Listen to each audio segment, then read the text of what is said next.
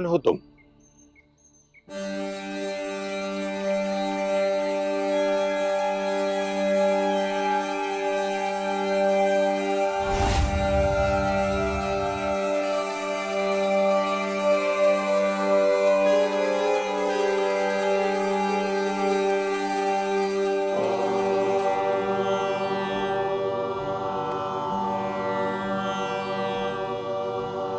जो आप, वही मैं हूँ।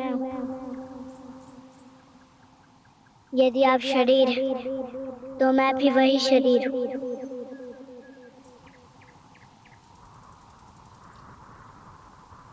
उन्हीं 5 तत्वों से बना शरीर, जिन 5 तत्वों से आपका शरीर बना है।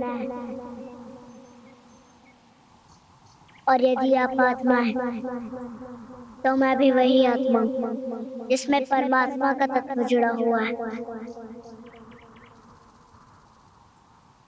बालक, इस जंगल में तुम अकेले क्या कर रहे हो? तुम्हारा कौन है? जो सबका है, वही मेरा है।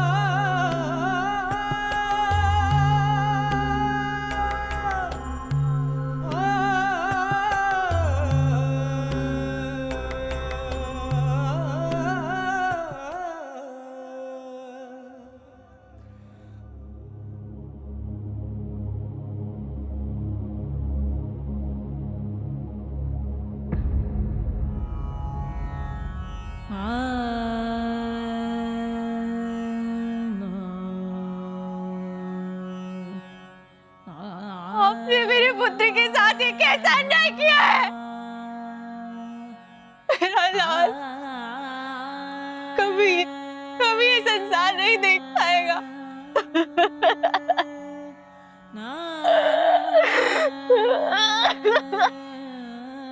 जानकी, जानकी, तुम रो क्यों रही हो? हैं?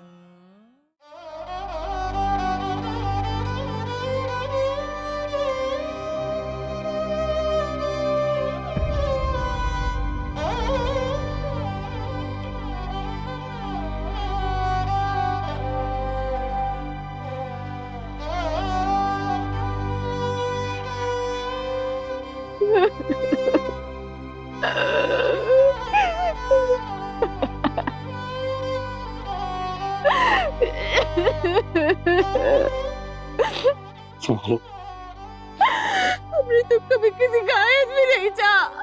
ईश्वर हमारे साथ ऐसा कैसे कर सकते हैं? कैसे?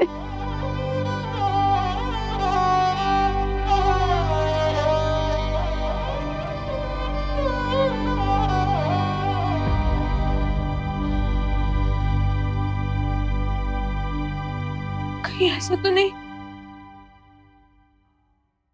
कि हमारी भक्ति में हमसे कहीं कोई भूल हो गई हो,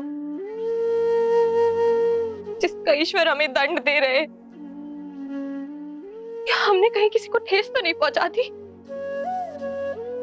नहीं, कहीं किसी के साथ कोई ऐसा दुष्कर्म तो नहीं कर दिया जिसके परिणाम में ईश्वर ये सब कर रहे हैं? लेकिन यदि हमसे वो भूल हुई भी, उसका प्रायश्चित हमसे करवाए, हमारे इस नन्हे बालक से नहीं।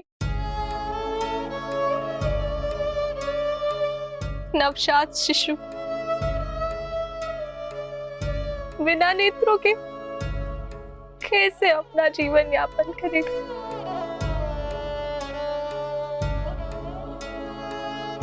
हमारे बिना ये कैसे जीवन यापन करेगा अपना? बताएं। मैं समझता हूं जानकी, ये अत्यंत दुर्भाग्य की बात है, परंतु इससे हमारे जीवन पर पूर्ण विराम तो नहीं लग सकता ना। रात दिन इसके बारे में चिंता करने से कहीं अधिक अच्छा है हम अपने पुत्र के भविष्य के बारे में विचार करें। किसी भी प्रकार से हम अपने पुत्र का पालन पोषण भली भांति करेंगे। आखिर ने हमारे पुत्र के साथ अन्याय किया है, बहुत बुरा किया है हमारे पुत्र के साथ।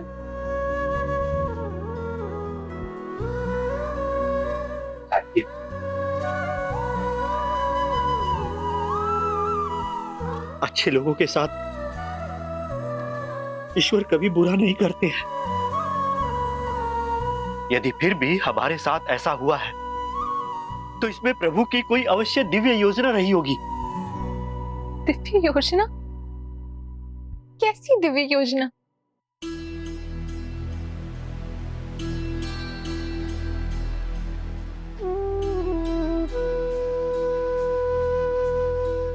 जो भाग्य से युद्ध करके अपनी पहचान बनाए वह श्रेष्ठ माना जाता है। मनुष्य जन्म की परिस्थितियों से नहीं अपितु कर्म के कारणों से इतिहास में जाना जाता है।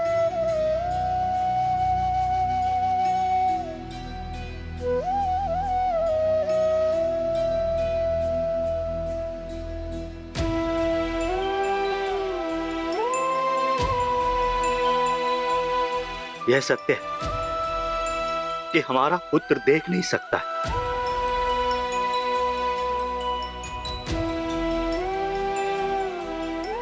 हमारा पुत्र भले ही स्वयं की आंखों से ना देख सके, किंतु आने वाले समय में वह दूसरों को सत्य का मार्ग दिखाने में सक्षम बनेगा।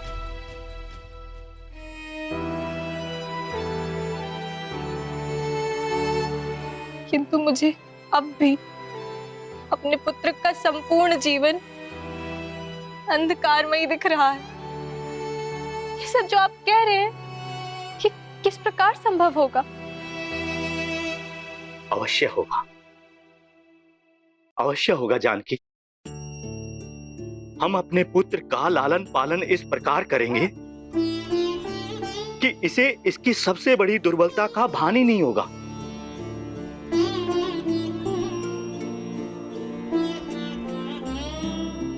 मेरा पुत्र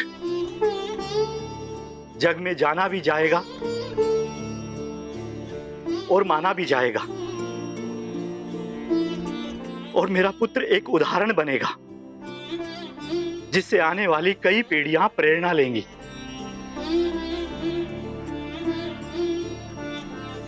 ये वो व्यक्ति बनेगा जो सिद्ध करेगा कि मनुष्य की पहचान उसके जन्म से नहीं,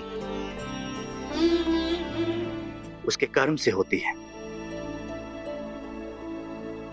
हमारा पुत्र रखेगा बुद्धिजीवियों के ज्ञान का मान, जिसके ज्ञान के समक्ष झुकेंगी महात्माओं की सभा। आकाश से ऊंचा असीम चरित्र होगा, उसका नाम होगा नाभा।